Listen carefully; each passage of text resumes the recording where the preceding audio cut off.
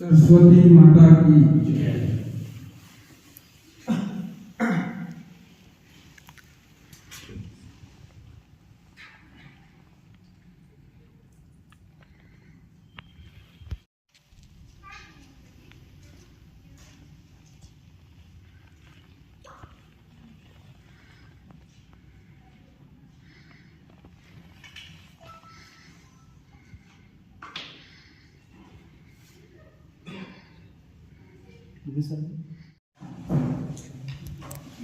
जिला स्तरीय master trainers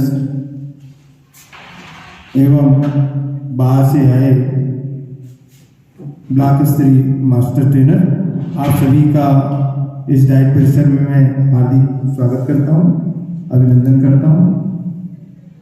आज हम ब्लूप्रिंट प्रश्न पत्र निर्माण एवं एनपी के संबंध में प्रशिक्षण लेंगे और इस प्रशिक्षण को अपने स्कूल स्तर तक पहुंचाने के लिए आप लोग स्कूल के सारे हमारे लेक्चरर साथियों को प्रशिक्षण देंगे एवं वे अपने छात्र छात्राओं को इससे रूबरू कराएंगे कि बोर्ड परीक्षा में प्रश्न पत्र किस पैटर्न में आता है। हम लोग यही जानते थे अभी तक 1 number, 2 number, 3 number, 4 number, 5 number, 6 number का प्रश्न आता है, लेकिन वह प्रश्न का स्वरूप कैसा होता है उस हम डोमेन को जान पाएंगे। 5 प्रकार का अलग अलग डोमेन होगा जिसमें हमारे master trainers Shri Dubey sir ये सब विस्तृत बताएंगे आप लोग को। वो हम जानते जरूर कि इतने नंबर का आता है, लेकिन प्रश्न का स्वरूप मैंने किस तरह से प्रश्न पेपर छापा जाता है ये आप उससे पता चल पाएगा कि उसमें नॉलेज के कितने प्रश्न रहते हैं, अंडरस्टैंडिंग के कितने रहते हैं, एप्लीकेशंस के कितने रहते हैं, विश्लेषण के कितने रहते हैं, ये सब परसेंटेज अलग अलग उसमें विभाजित रहता है। इसके बारे में बेहद आप लोग जान पाएंगे। रोज का सत्र इस तरह से होगा कि प्रतिदिन हम 9:45 बजे यहाँ उपस्थित हो जाएं, बल्कि 9:30 बजे उपस्थित हो जाएं। आप लोग जाकर के जलपान करें, जहाँ व्यवस्था है, और आकर के 9:45 बजे इस हाल में उपस्थित हो जाएंगे। मैं आदरणीय भोई मैडम से भी अनुरोध करूंगा कि वे मार्गदर्शन और उद्बोधन स्वरूप हमें 2 शब्द कहने का कष्ट करेंगे। आदरणीय भोई मैडम।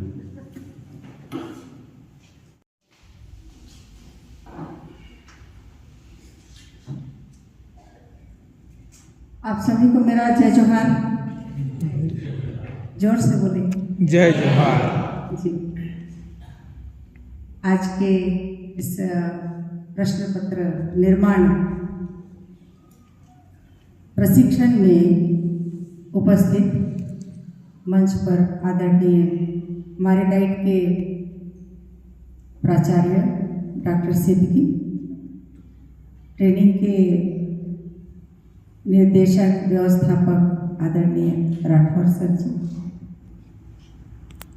यहाँ विभिन्न विकासखंड से आए हुए हमारे आदरणीय सभी मास्टर ट्रेनर्स एवं प्रशिक्षण प्राप्त करने के लिए आए हुए आप सभी आदरणीय शिक्षक शिक्षिकाओं का मैं डाइट में हार्दिक स्वागत करती हूँ। जब हम प्रार्थना कर रहे थे तो प्रार्थना में एक लाइन था कि दिए जैसा हो जीवन में, है ना। तो एक बड़ी जिम्मेदारी आप लोगों को मिली हुई है। बच्चों के भविष्य की बागडोर आप सब बड़े बच्चों को पढ़ाते हैं। मेरे पास जो प्रकोष्ठ है वो प्राइमरी और मिडिल स्कूल का, FLN और MLA। जैसे जैसे हम आगे बढ़ते हैं बुनियादी स्तर से, वहाँ हम देखते हैं कि बच्चों का पढ़ाई का स्तर और भी ज़्यादा ऊंचा होता जाता है, कठिनाई और ज़्यादा आते जाती है। जब हम NME के रिक्वायरमेंट को देखते हैं तो हालांकि कुछ पहलुओं में तरक्की के बावजूद शिक्षा प्रणाली में आज भी एक नीरसता, एक उबाऊपन और बोरियत बनी हुई है, जिसमें हमारी प्राचीन परंपराओं को बिल्कुल उलट कर विद्यार्थियों को उनकी व्यक्तिगत क्षमता के लिए विकसित नहीं किया जाता है। NAP 1986 के 92 में हम देखते हैं कि इंटरनेट क्रांति जो है इसके पहले तैयार किया गया था, जो तकनीक की क्षमता को पहचानते हुए पिछले दशकों से आमूलचूल परिवर्तन का अंदाजा वो नहीं लगा पाया था। तब से हम शिक्षा में गुणवत्ता में सुधार करने के लिए लगातार प्रयास कर रहे हैं और इस तकनीक को अपनाने के साथ साथ गवर्नेंस और शिक्षा में योजना और प्रबंधन में इसके उपयोग को लेकर काफ़ी हम धीमे चल रहे हैं, जो काफ़ी घातक रहा है।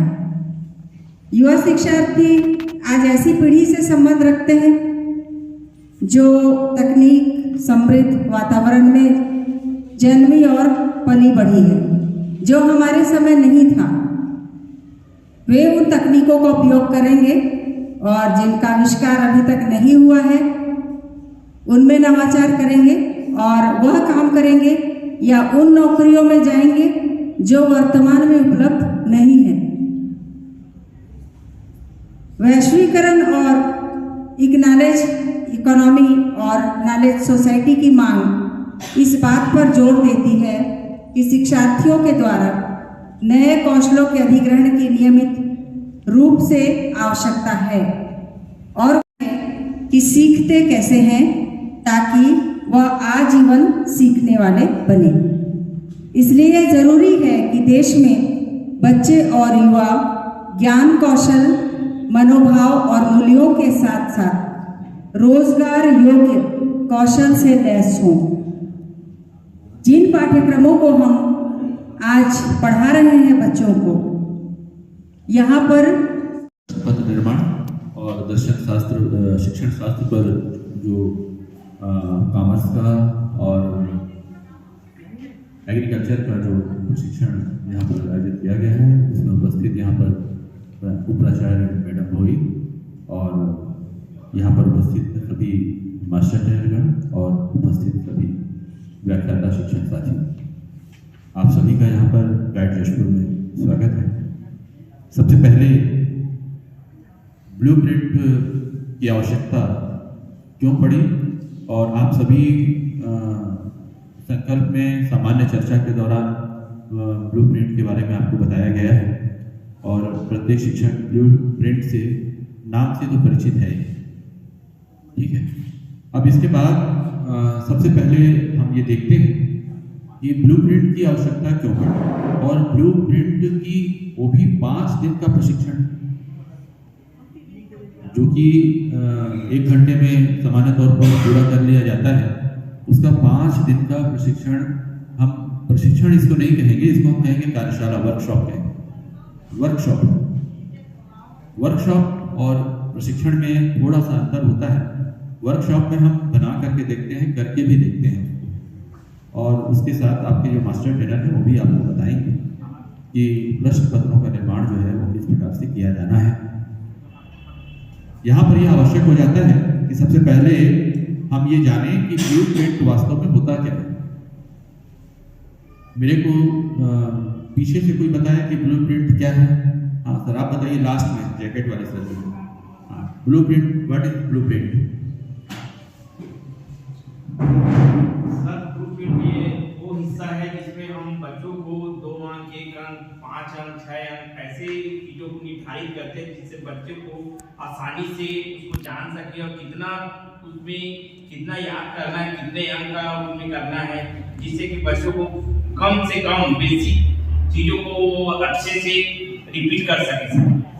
ठीक है, बैठे, थैंक यू। यहाँ पर ब्लूप्रिंट के बारे में आपने जानकारी और इसको और भी अच्छे तरीके से सामान्य रूप से भी हम समझ सकते हैं कि आप लोगों में से कितने लोगों ने घर बनवाया है अपनी देखरेख में? किसी ने बनवाया है घर? क्यों? आप बनवाए हो ना, हंस रहे हो आप? हाँ, कल सोता नरेश बनवाया है ना? नक्शा बनवाए होंगे। जी सर। तो नक्शा जो रहता है वो ट्रांसपेरेंट रहता है ना, उसमें नीले रंग की लकीरें खींची होती हैं, है ना, और उसको नीले रंग की लकीरों के कारण एक ब्लूप्रिंट बोला गया। ठीक है, बैठिए। अब उस ब्लूप्रिंट में ये रहता है कि उसमें कौन से कितने mm का सरिया लगेगा, कितने mm की मिट्टी लगेगी, कितनी सीमेंट लगेगी, पूरा लेखा जोखा उसके अंदर होता है। और उसके आधार पर आप उसको, उस नक्शे के आधार पर आप बताते हैं ये 2 BHK का बनाना है, 3 BHK का बनाना है, हॉल बनाना है और पार्किंग बनानी है, बहुत सारी चीज़ें अपनी आवश्यकताएं बताते हैं। तो आवश्यकताओं के बाद वो आपको बना करके देता है और बताता है कि भाई 3 BHK बना रहे हैं तो इसमें इतना सीमेंट लगेगा, इतनी मिट्टी लगेगी, इतने बालू लगेगा, और टोटल खर्चा जो है स्ट्रक्चर खड़ा होने में 18 लाख रुपए का है, इतना बता देता है।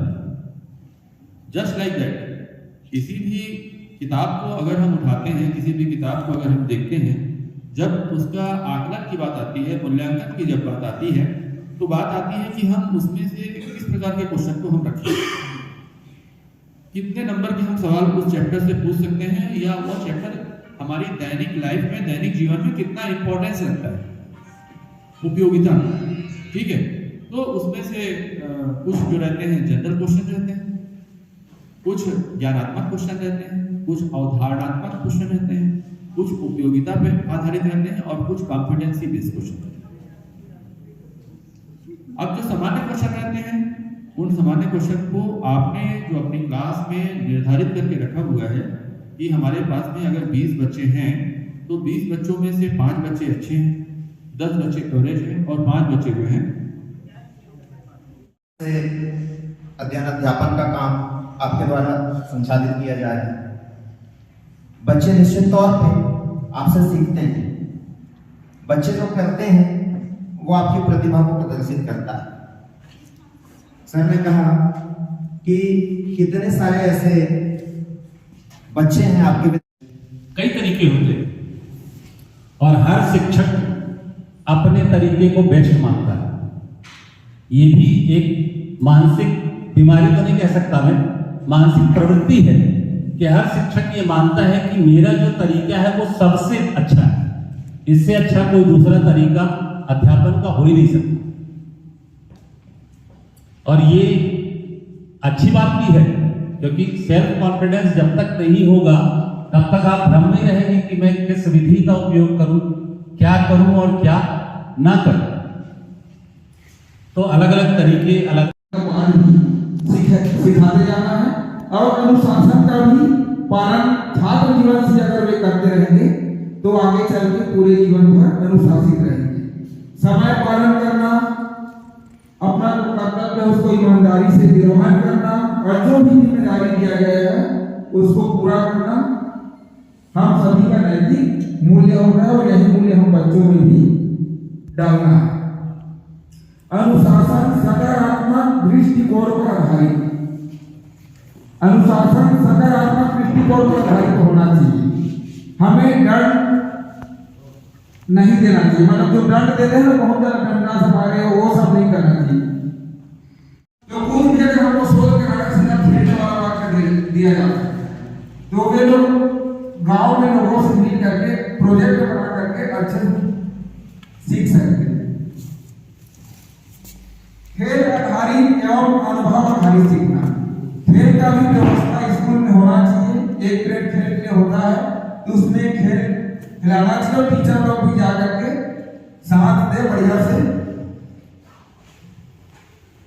तकनीकी उपयोग, अपने जो पढ़ाई लिखाई कराते हैं अध्यापन कार्य को विशेष महत्व दिया गया है। तो हमारे यहाँ से शतरंज प्रतियोगिता के लिए भी जो है जिला स्तर तक खेलने के लिए जो है गए हुए थे। तो इस तरह से हम लोग बहुत ही सकारात्मक विद्यालय परिवेश को निर्माण में लगे रहते हैं। समय समय पर जो हमारा शाला प्रबंधन विकास समिति है उनका बैठक बुलाकर उनका भी जो है सहयोग जो है लेते रहते हैं। जो बच्चे जैसे लगातार उपस्थित होते हैं तो उनके माध्यम से भी हम लोग जो है अपनी उपस्थिति और अपनी गुणवत्ता पर जो है फोकस करते हैं, सहयोग लेते हैं और सहयोग मिलता है जनप्रतिनिधियों का।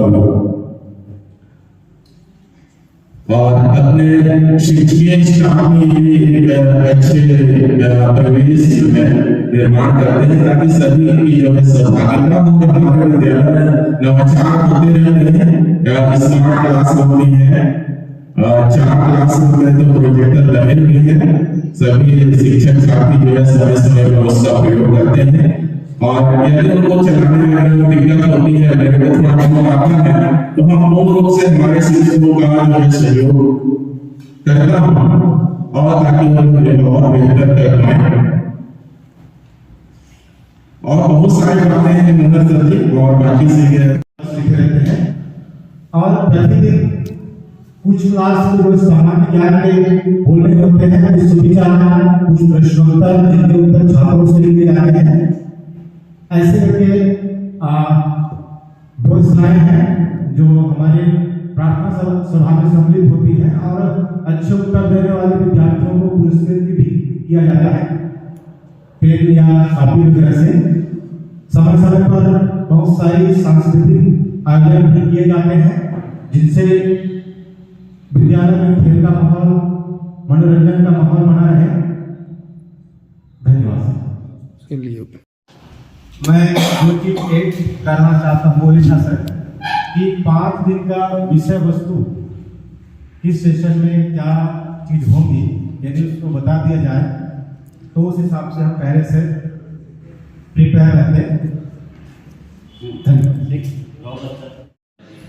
जो भी पढ़ाना है प्रतिदिन क्या रहेगा ये समझ है तो उसका मटेरियल तो हाथ पर मिल सब मिलेगा, एकदम मिलेगा, बिल्कुल मिलेगा, बिल्कुल मिलेगा। आपको मटेरियल आपके ग्रुप में भी हम डालते चले जाएंगे, सॉफ्ट कॉपी आपके ग्रुप में, हमारे ग्रुप में डालता चला जाएगा और उसको भी आप देख सकते हैं और उसके आधार पर समझ कर प्रश्न पत्र निर्माण भी होगा। आप यही बैठ कर